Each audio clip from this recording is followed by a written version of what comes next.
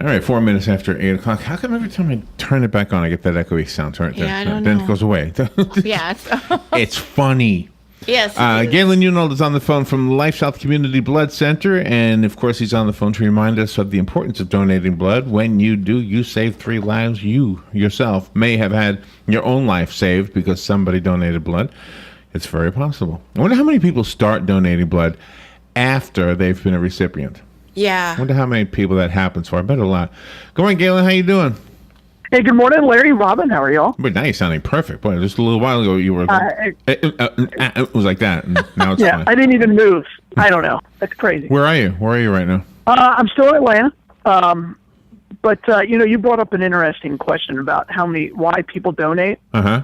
And what is their initial motivator? And it's one of two things. Either they started at an early age, right? So, whether that's high school or whether their parents introduced them, like Robin, or it's because somebody they loved used blood. And that's usually predominantly the main 2 reasons why people become blood donors. Wow, yeah, that makes sense too. You hear about it, but it doesn't really resonate until you or somebody you love has needed it. Yeah. Yeah, that's absolutely right. I mean, and I get stories all the time about, wow, I had no idea. I probably, people tell me all the time I probably walked by 100 blood drives, and it never occurred to me that would be something that I needed to do. It's amazing. The one element of my own story, though, I always point to the little girl who needed blood back in those days, but there is another element to it that I think may have been part of it. The bus, the LifeSouth bus, was actually at my place of employment. Sure. Which means that coworkers were helping out. They were going out donating blood. So there was a part of that too that may have influenced me. I always say it was the little girl, which was in my mind, it was the predominant reason. But maybe seeing my fellow workers going out there and doing it too.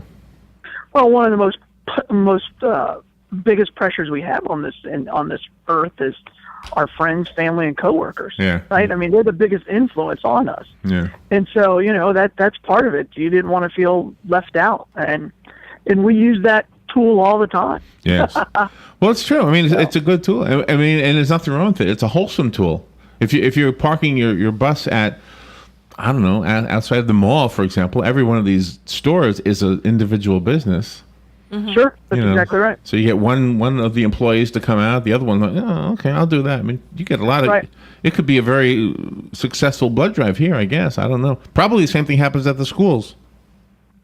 Right. Well, I mean, schools, you just have such a concentrated group of kids, and then the biggest motivation for them is they get out of class, or they get extra credit.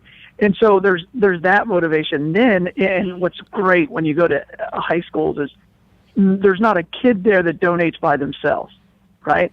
There's very, very, very rarely where one kid comes up I bet you, by himself. yeah. Usually it's a group of 5 or 6. Yeah, that sounds right. So, and if there is that one person, they're looking around waiting for somebody they know the whole time. So it's kind of cool, and because we at that age you're looking for that approval and everything else. So.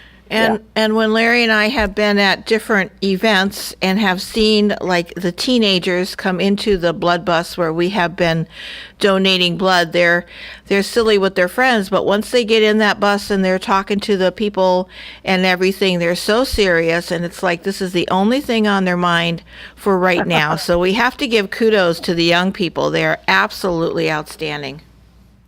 Well, we try to make it fun. We try to make it as non-serious as we can without still remembering what we're doing and who it goes to. But yeah, we try to make it fun and at the same time, so kind of fun.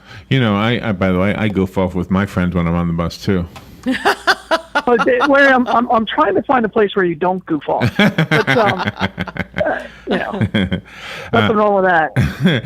All right, so donate blood. How's the blood supply right now? We're actually okay. We this rain has been really, really hurting us. I mean, if it just would not rain for a day, then that would help. But we've been collecting very well in the state of Alabama and Georgia, and that's actually, as a reverse, it's actually been helping us in the state of Florida. Oh, okay. Where we've had just a ton of of traumas lately, and I think the weather has a lot to do with that. But yeah, and I guess it's supposed to rain today, Larry. So It's supposed to, I think, Is it? clear up by this weekend, but Hopefully. I noticed too, coming down like CVS, they're having your blood drive with them this weekend. So Yeah. they have LifeSouth by them. yeah, that's right. All right, so I have a fun topic for you. You probably were not listening in seeing that you're up in No, Atlanta. it's a little scratchy this far north. Okay.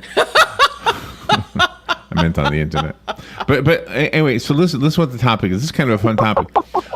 You have a large organization. LifeSouth is a large organization, right? Yeah. So you have a lot of jobs in that organization that are filled by people, obviously, and when those people decide to move on or are fired, then you have to replace them. Does every single job have a job description somewhere in some Yeah, file? absolutely. Okay. Sure. Yeah. Now, Absolutely. who writes that job description? Well, that's a whole process, Larry. I mean, it starts with the person who wants to create the job, right? They write one, and then HR tweaks it, and then they send it back, and it goes back and forth for a while. Okay. Yeah, it's not an easy process. Yes. Well, and when I worked for the state, I truly think the state did not really realize what we all did. And I remember they came to everybody. We all had to fill out our job description. We had to write everything down that we did.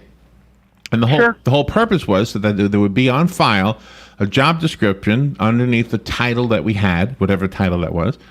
And the next person who took the job would know what was expected of them. Well, when it came to job evaluation time, your employer would take the very thing you wrote and would say, well, wait a minute here. It says you sweep the floors at 8:30 every morning. What, I don't see you doing that. Yeah. Well, when I wrote that, I was doing that. Well, I got to take a point off. You're not doing what your job description is. Yeah, but I wrote the job description. Yeah, right. Didn't matter. You get a point off. So the lesson learned was, look, if you're going to write your job description, you write something really cool. Like what I do is I basically sit. And everybody can see, right?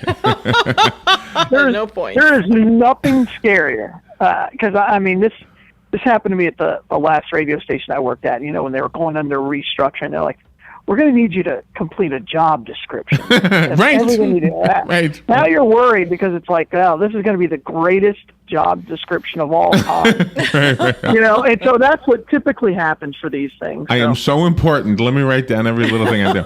Right. Without me, the floor would be covered in sand and dirt. Yeah. Well, anyway, I found this funny article in Reader's Digest Online, and it was written by the guy who does the comic strip Dilbert. His name is Scott Adams, and he has a blog, and he asked his blog readers to write a job description about what they do, and so that's what I wanted to share with you. You ready? Oh, okay. There we go. Yep. It's funny stuff. The first one is from a student. This person is just simply a student. Job description. Read things that don't matter, then write papers saying they do matter for points that don't matter in order to get a job doing something totally unrelated. That's my job description. That's exactly right. Isn't that funny? You should have put in there, and to please my parents. Here's what a tax accountant wrote as his job description. Take numbers on pieces of paper, rearrange them, and put them on different pieces of paper. I like that. That's good stuff. Here's a customer solutions engineer. Explain big words to salespeople and then cower before customers while trying to convince them that the salespeople really didn't say what the customers understood. Oh, Yeah, that sounds about right. That's pretty good. Here's the job description that a physics major wrote about his own job. He said, learn laws created ages ago so that I can tell engineers why I'm smarter than they are while complaining how it's a travesty that they get paid more.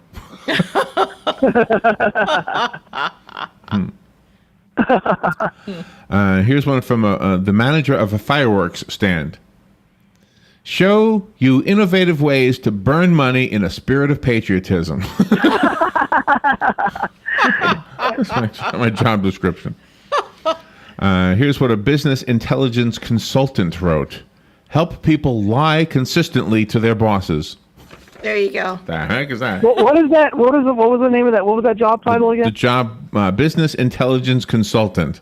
What kind of Wow. job is that? Wow, I've never heard of that one. Me either. You have to lie to people to have them invest their money in something. Here's one, a job description from a college professor. Teach your students enough to complain, but not enough to make a difference. Oh. Oh. Jeez. Here's one from a research assistant in solid-state ammonia storage. Oh. The description of the job is pass poisonous gas on command. I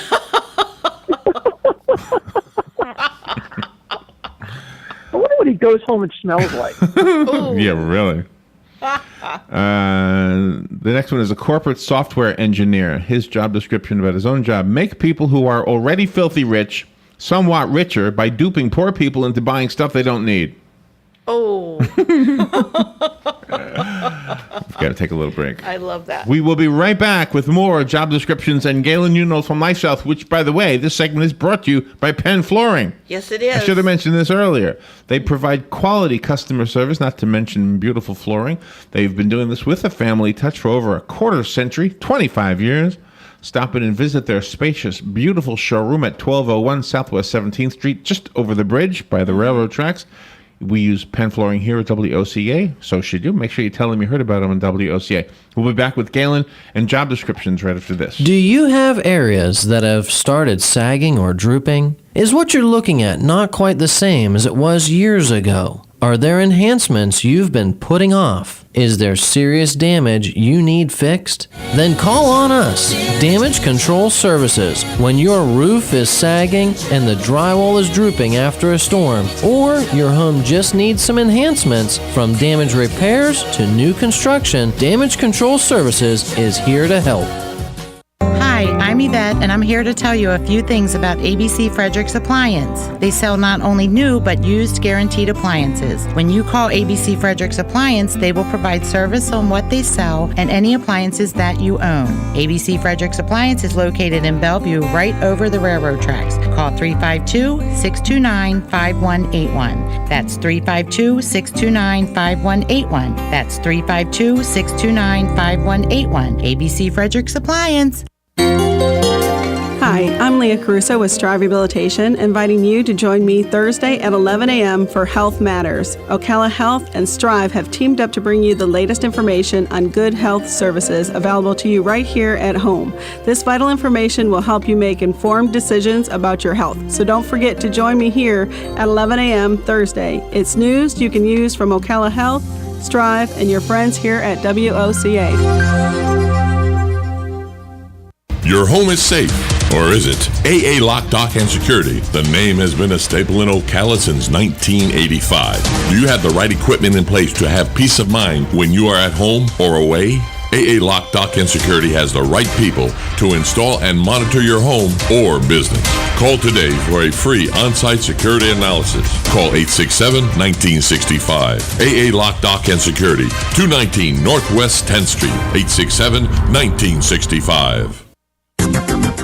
The weather is brought to you by myfwc.com. Safe boating is no accident.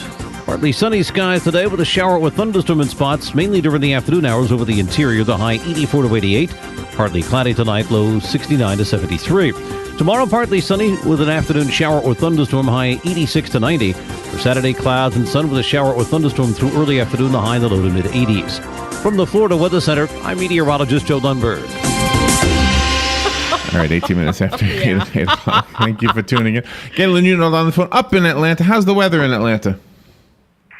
Right now it's okay. I guess it's going to be perfect all day. I mean, it's just been 60 degrees when you wake up, and then it's about 85 in the afternoon. So it's been nice. Yeah, right. It's been nice. At least I'm dry compared to what you guys have been having. So. All right, so here we go. We get back to the job descriptions that are written by the people who hold the jobs so that the next person who takes the job knows what the job requires, what they're expected to do. This next one is from a novelist who writes primarily for teenage boys. He said, I find as many synonyms for explosion as possible. That's funny. Here's a police sergeant. He said, supervise the guys and gals who try to protect the good people from the bad, only to be hated by the good people and the bad.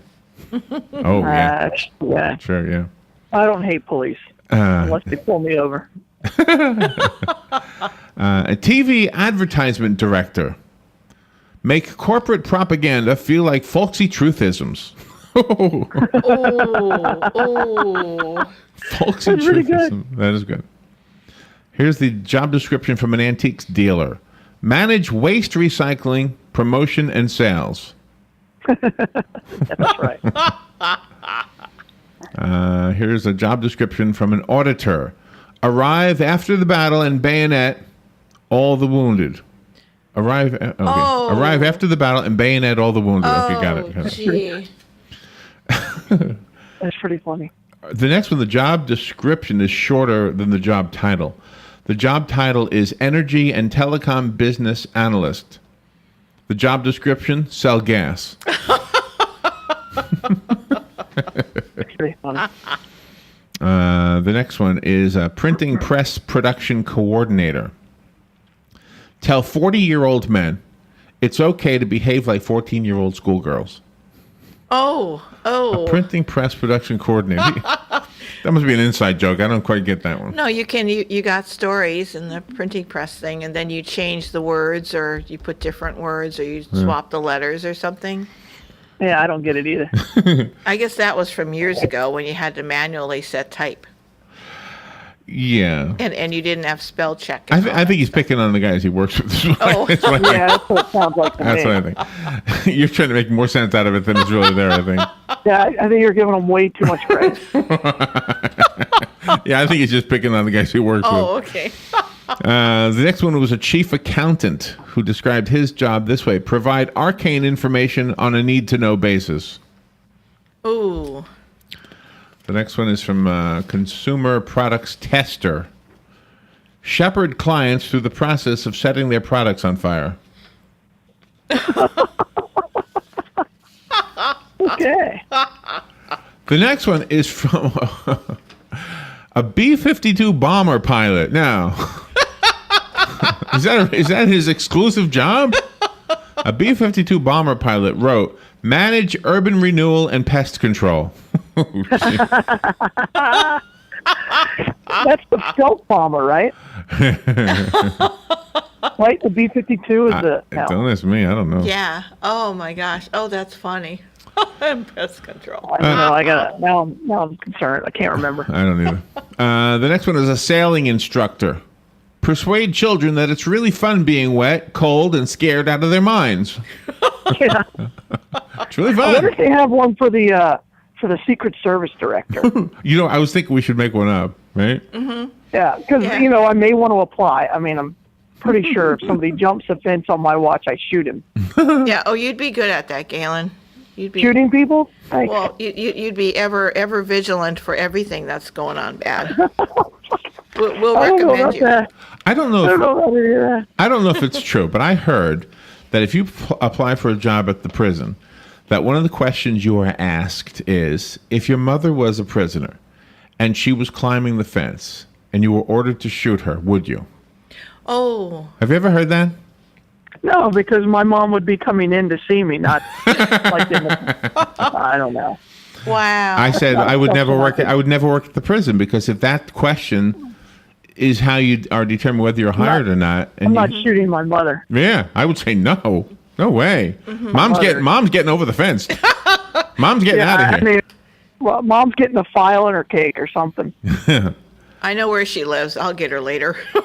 I'll persuade Yeah, her. I'm not shooting my mother. I'll be diplomatic. I'll show up at her house later on. You know, you shouldn't have done that. That's right. You got any I extra? don't know what I don't think my mom's capable of doing anything to get into prison. As the next job description is from a civil engineer and who does transportation design. He said, draw up plans for something that will not be built according to those plans. A video game creator described his job this way. Teach children to be evil. Oh, Wow. That's what a video game creator does. A lifeguard said, ensure that people who are stupid stay in the gene pool. Jeez. Ensure that people stay okay. A pilot wrote, spend most of the day looking out the window. That's your job. Spend most of the day looking out the window. A musician wrote, "Wear a tuxedo and smash metal plates into each other." Oh. Wear a tuxedo and smash. Oh, he must play cymbals. Oh, there you go. Yeah. Well, you should have said the guy plays cymbals. Yeah. I don't know. I said musicians. Imagine that. That's his whole job. Play cymbals. Yeah. That's it. That's my job. Well, it's important. You see those guys in the symphony, they got to be dead on. You know, you make it seem like it's hard. It's not hard. I was going to say, I'm pretty sure. That's not a hard job. If I could practice, you don't even have to be able to read sheet music to play the cymbals.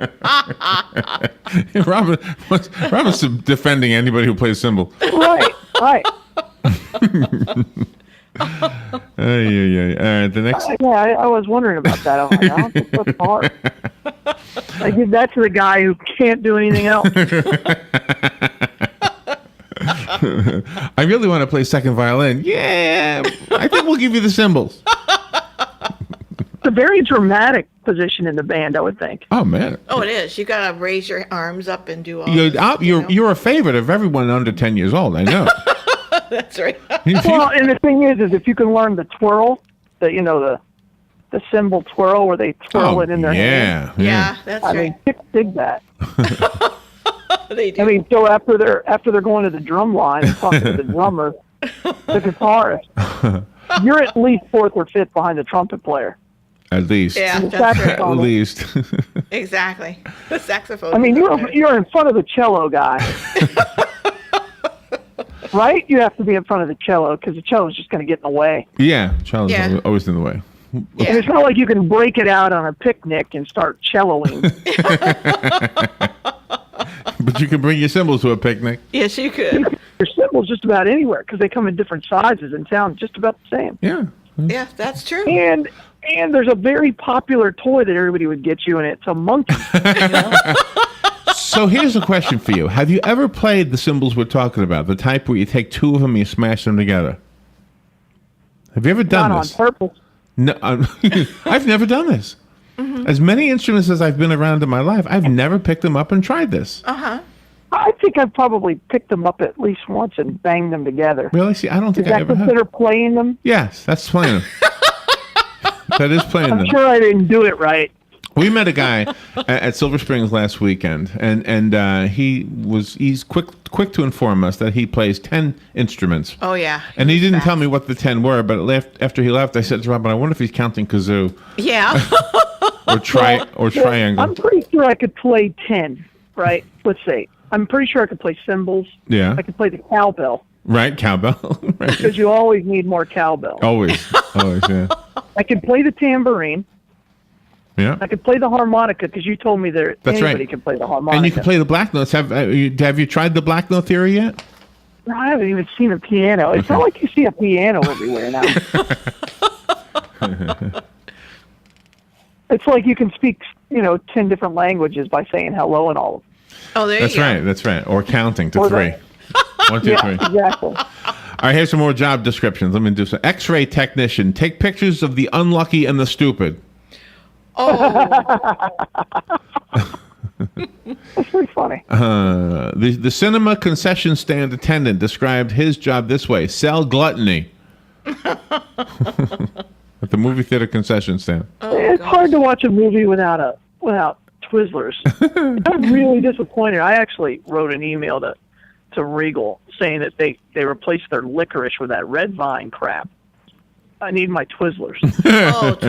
And they have little Twizzlers in the candy aisle for Halloween, too, so I'll be bringing some in next time. Here's a stay-at-home mother. She wrote, "Be a human napkin." That's my job description. Be a human napkin. Oh, What was her job title? A stay-at-home mom. Oh, geez, yeah, that's probably about right. Be Yeah. a human napkin. that's right on. A divorce lawyer said that his job description is to help people hate each other. A baseball umpire. Stand on a field and get yelled at for hours. Yeah, everybody hates the umpire. Yeah. He might want to change his jobs, go do a symbol thing. Everybody loves the symbolist. Especially Ephraim symbolist. Junior. Let's see. A technical writer. Write words that no one wants to read. Yeah, we have some of those. And finally, a fast food employee wrote this: make food that is as healthy before it goes in your body as when it comes back out. Oh. Oh, gee. There you go. Robin, we need a segue from job descriptions to donating blood. Well, the best thing about LifeSouth Community Blood Center's job description is give blood so others can live. That's all people need to do when you go to LifeSouth. Just give blood. You're a blood donor. That's right. Be a blood donor. Blood donor. Yeah, that's a good right. Yeah, got job description. Give blood. Give blood. Bleed. All right, Galen, where's the blood mobile today? Today we are at the Walmart on East 40. All right. Oh, okay. Go donate blood. If you can't get out there, go next door to the Cascades and Denell, go next to Winn-Dixie. We're done. See you tomorrow, Galen. Be careful. All right, bye, y'all. Fox News Radio. I'm Lillian Wu. Health officials in Dallas waiting to see if the first U.S. case of Ebola has spread to anyone else. Meanwhile, there are Ebola tests being conducted on a patient in Hawaii. Dr. Melissa Veray said the patient could have a number of illnesses, including flu, malaria, and typhoid. Christine Wayna with Fox TV affiliate KHON in Honolulu. A change at the head of the Secret Service. Julia Pearson stepped down as head of the Secret Service yesterday, and shortly after, the White House announced an interim director. Joe Clancy, someone